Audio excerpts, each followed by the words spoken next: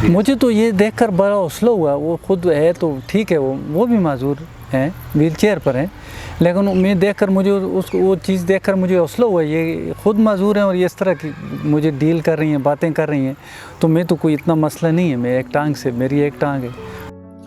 ताहिर इरफान समेत किसी भी माजूरी के शिकार शख्स के लिए ये मंजर उलझा देने वाला होता है जब वो बालाकोट में कायम बहाली के मरकज में अपने इलाज के लिए आता है, क्योंकि यहाँ अक्सर इनकी पहली मुलाकात एक ऐसी खातून से होती है जो खुद दोनों टांगों से महरूम हैं और व्हील चेयर पर बैठी हैं।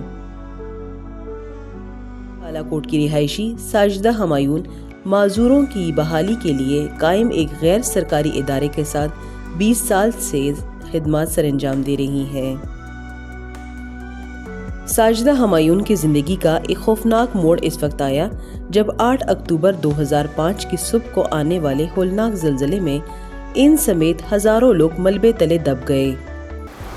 बट जब मुझे उस मलबे से निकाल रहे थे तो मुझे मेरी फ्रेंड्स थी, शायद कज़न थी, मुझे याद नहीं है, उन्होंने मुझे कहा था कि आप थोड़ा उठ के खड़ी हो जाएं। तो जब मैंने कोशिश की तो मैंने उनसे कहा कि मेरी तो टांगें टूट गई, मैं खड़ी नहीं हो सकती।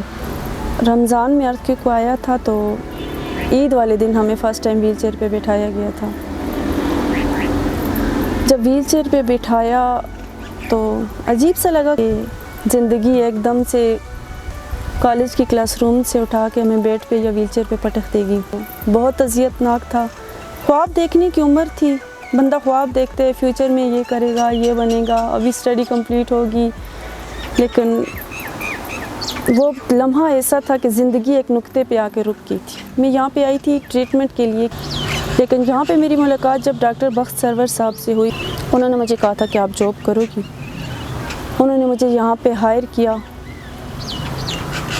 तो जॉब पे रखा as a social worker assistant. तो मैं बहुत से लोगों से मिली जो व्हील चेयर यूज़र थे, वो लोग जिनकी दोनों टांगें कट की थी, बाजू कट के थे, जो लोग पेट पे गुर्बत में अपनी ज़िंदगी गुजार रहे थे। तो तब जाके मुझे एहसास हुआ कि मैं बहुत से लोगों से बहुत बेहतर हूँ। यही सोच हमने निकालनी उनके ज़हन में कि अगर व्हील चेयर पे बैठी एक साजिदा बालाकोट से बिलोंग रखने वाली चल फाउंडेशन के एक सेंटर को लीड कर सकती है तो मेरे ख्याल में डिसेबिलिटी कुछ भी नहीं है। ये सिर्फ हमारी दिमाग की डिसेबिलिटी है, हमारी सोच डिसेबल है, लोग डिसेबल नहीं होते।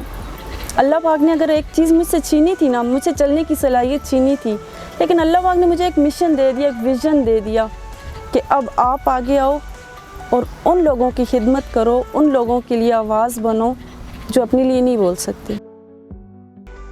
साजिदा हमायून की कहानी इस लिहाज से भी काबिल तकलीद मिसाल है कि उन्होंने माजूरी के बावजूद माशरे पर बोझ बनने के बजाय माशरे का बोझ कम करने का जो सफ़र 2 अशरे कब्ल शुरू किया था वो आज भी पूरे अज़्म के साथ जारी रखे हुए हैं।